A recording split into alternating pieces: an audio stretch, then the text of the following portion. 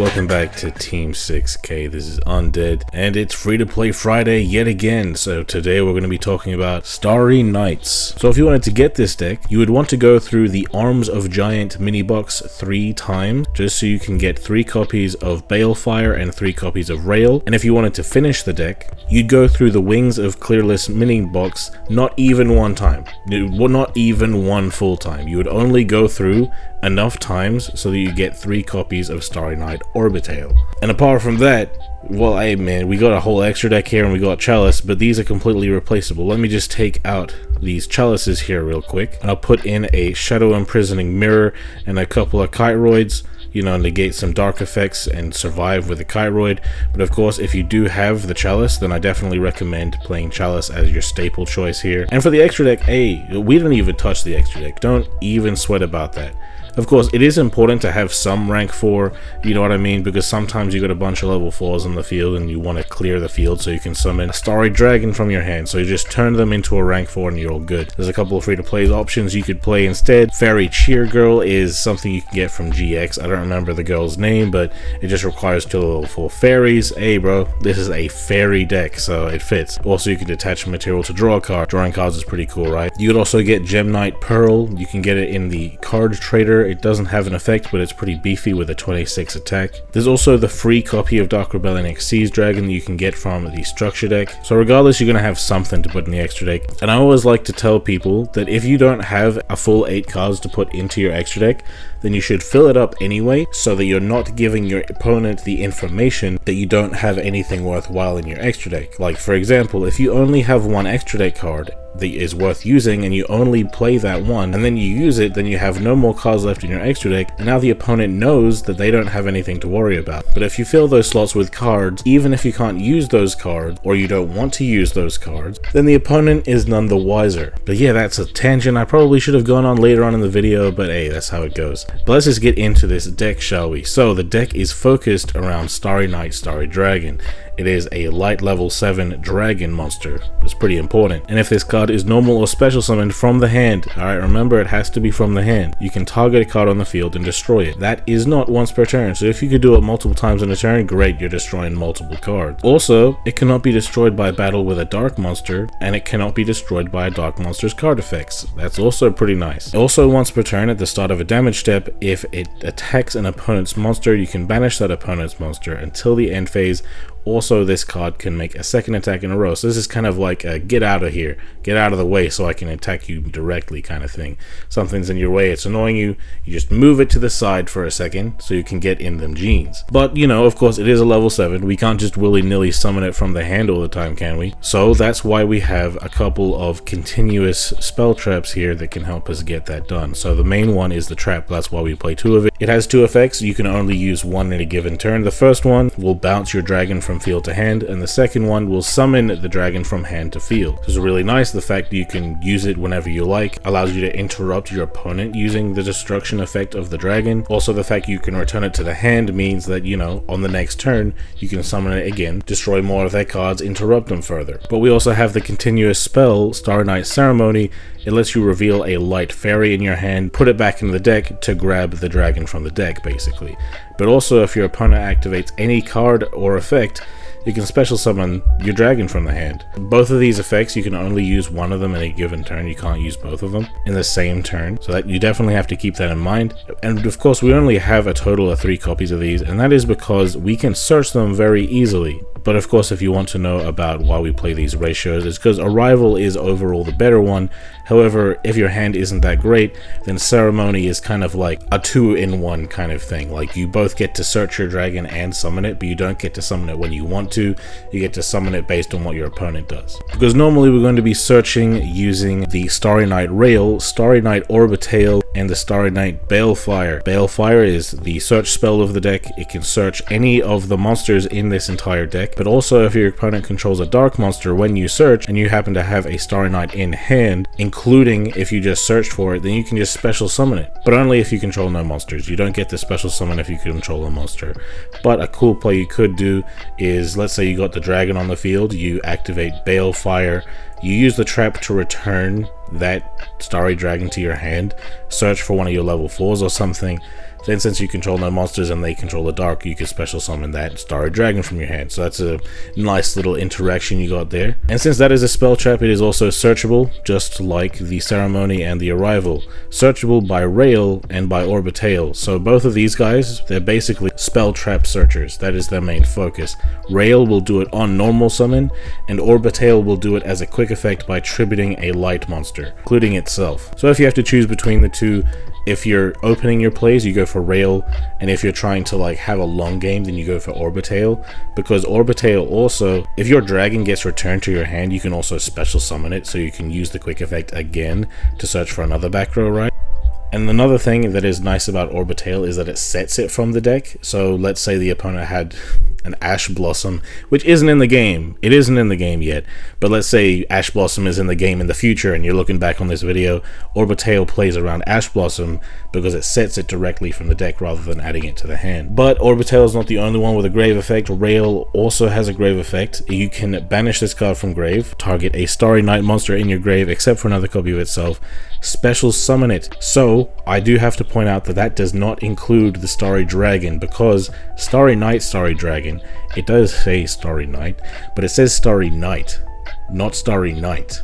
You see the difference here? There's a little K there kind of messing us up. That's alright, we're trying to get the dragon in the hand anyway. We're not trying to get it in the graveyard. But if we do happen to get it in the graveyard, then what are we going to do? Well, we can actually get it back to our hand using Starry Night Flamel. It has the grave effect. You can banish it from the grave as a quickie to basically get your dragon from graveyard to hand or from field back to hand. So it's that double utility. We can use it as recursion, and we can also use it as just a nice little way to get it back in the hand so we can special summon it from the hand again.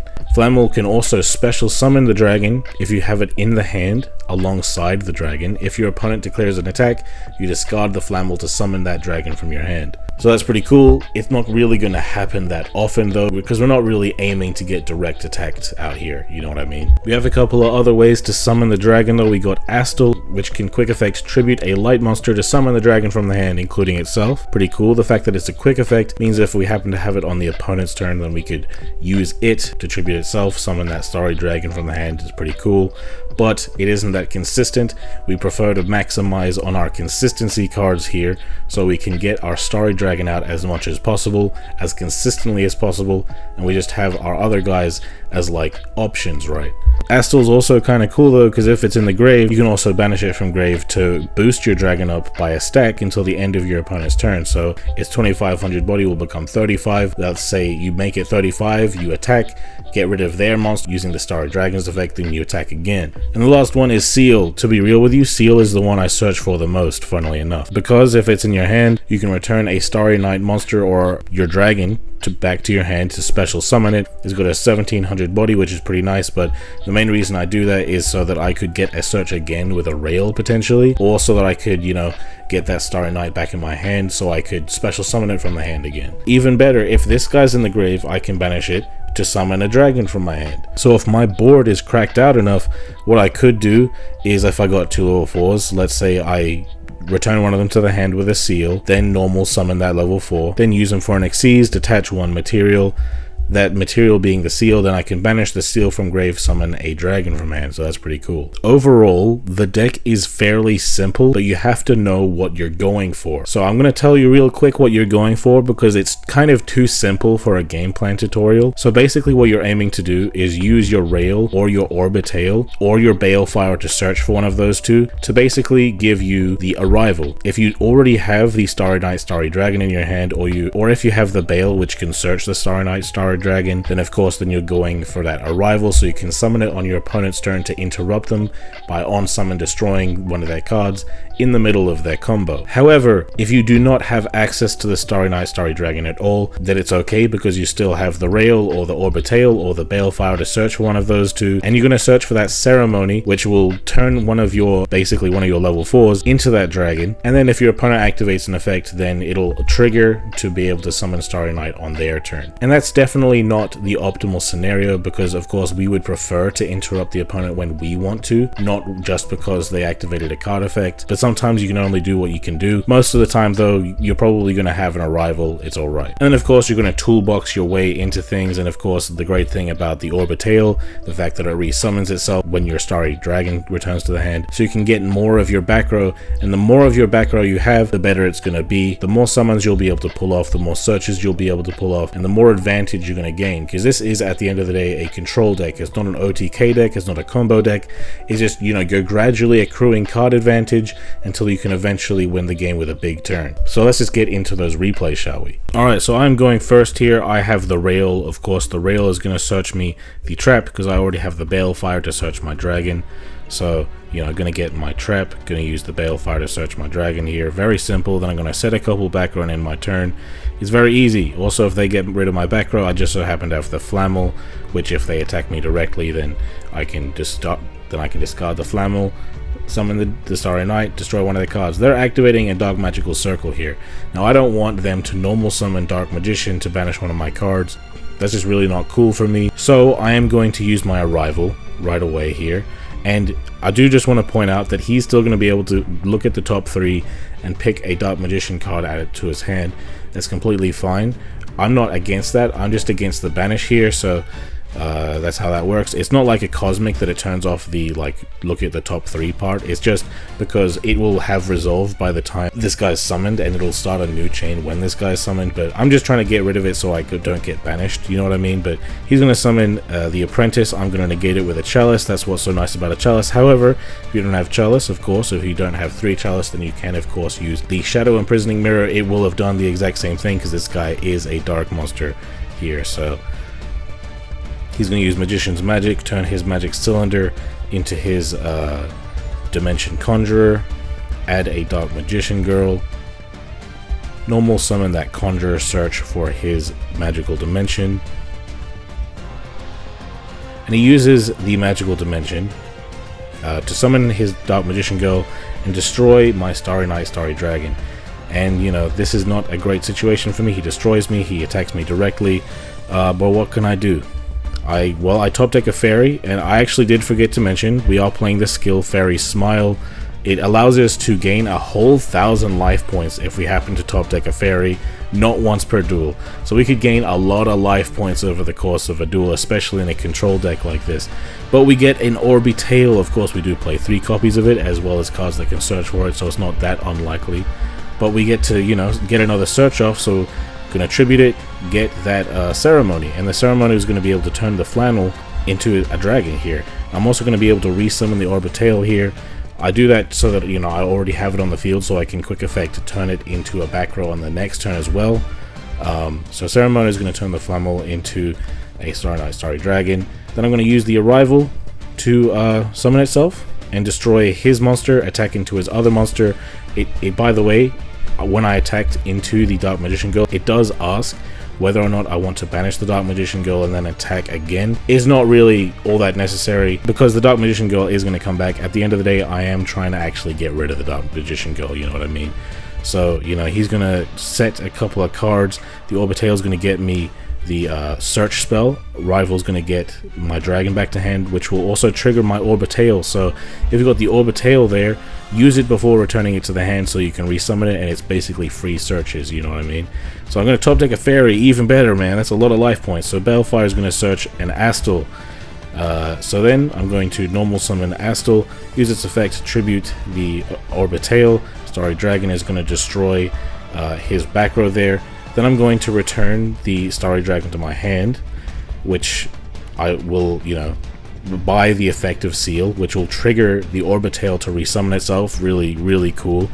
So that I can rank 4, not for any reason, just because I need to rank 4, just to clear my field up a bit, and then I can use my Arrival to summon the Starry Dragon from my hand a final time, destroy his last back row, and attack in for game.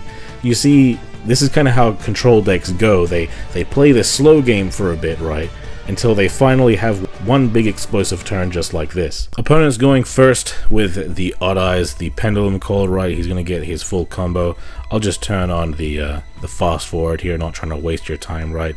Yeah, he's just doing his standard stuff. Joker, get his scales, you know what I mean? Activate the skill, get everything he possibly wants.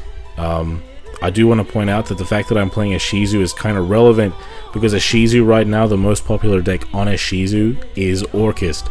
So you might want to use like Abyss Dweller against Orchist, right? So it's kind of like a little smoke screen here. So he goes for Abyss Dweller. I do have grave effects. It's not like it's useless against me, but it's not that big of a deal for me. The only relevant thing for me here is going to be the Cosmo Dark Lady, which can pay a stack to negate something. But I do have the Chalice here. But the fact that it's a dark monster means that if he's negating my Starry Night, Starry Dragon, I'm still not going to be destroyed. So that's pretty good. So he's going to try to negate my rail. I'm going to Chalice it. That's what's better about Chalice in comparison to other free-to-play negates, is that you can use it from the hand to help build your plays in the opening turns of the duel, rather than having to wait, you know what I mean? But yeah, I'm going to get my Ceremony, because it's the only way I'm going to be able to get that dragon. I'm going to turn the Astal into the dragon, because I like having the Orbitail still. Going to set the Chalice and attack into his Abyss Dweller. So he's going to Pendulum Summon 2 monsters here. The Silver Claw and the Magistus. And that is kind of a funny choice. The Magistus basically gets him the Xyz equipped to it, so he can use it to remove back row. It's kind of a cool choice, but I don't want him to do it, so I am going to have to summon the Starry Night, Starry Dragon right away, destroy it. He's going to try to use Cosmo Dark Lady to negate and destroy the Starry Night, Starry Dragon, but I'm going to use my other Chalice to negate that. I know it's lucky, but regardless, this wasn't going to be destroyed. So Dragon Pit Magician is going to destroy my back row at last. He's going to attack into this guy and notice that he can't destroy it in battle, so he's going to attack into my rail. But he doesn't have Abyss Dweller anymore, so I can use Grave Effects. I draw a fairy. That's fantastic. So I'm going to normal summon that Orbitail, tribute it to get myself the Arrival so I can stay in the long game. Rail is going to resummon the Orbitail so I can get floats again.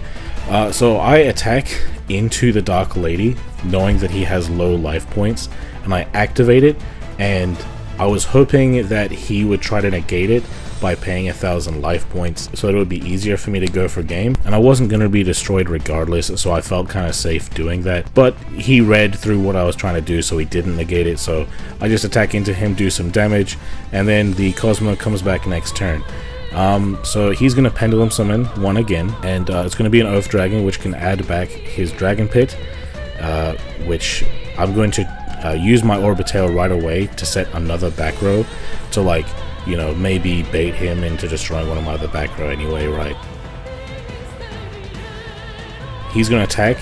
I don't know why he did that. He already knew that Starry Dragon can't be destroyed by dark monsters, so I don't know why he attacked into it with an Odd Eyes.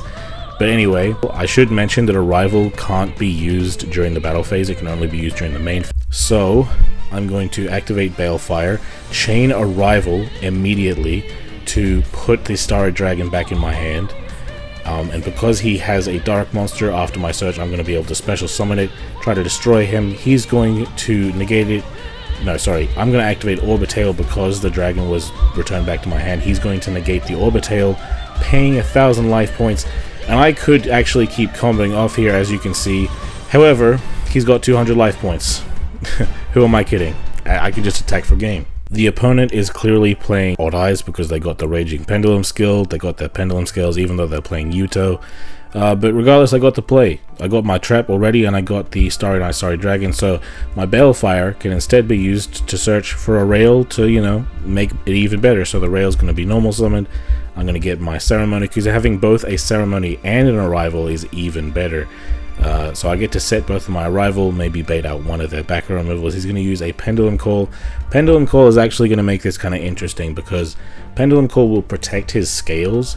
So I can't use my Starry Dragon to destroy his scales. So that option is out the window. But yeah, he's going to get his scales. He's going to activate his scales here as well. He's going to activate his skill. Get the exact things he needs. Oath Dragon is going to get back his Noble Dragon, and he's going to prove here why you probably shouldn't use Noble Dragon. Anyway, he's going to destroy one of my Arrivals. It's okay, I got another one. He's going to Pendulum Summon 4, including a Cosmo. So he's got a Steel Swarm Roach. Steel Swarm Roach doesn't actually prevent this deck summoning things, because this deck summons high level monsters only by card effect, not by summoning conditions, and Roach only negates summoning conditions. So He's not going to attack, I think, out of fear of what my back row could have been. He could have attacked, but it is what it is. So I'm going to activate that arrival, summon this guy from the hand, and he's going to use the Cosmo Dark Lady, which is going to negate me.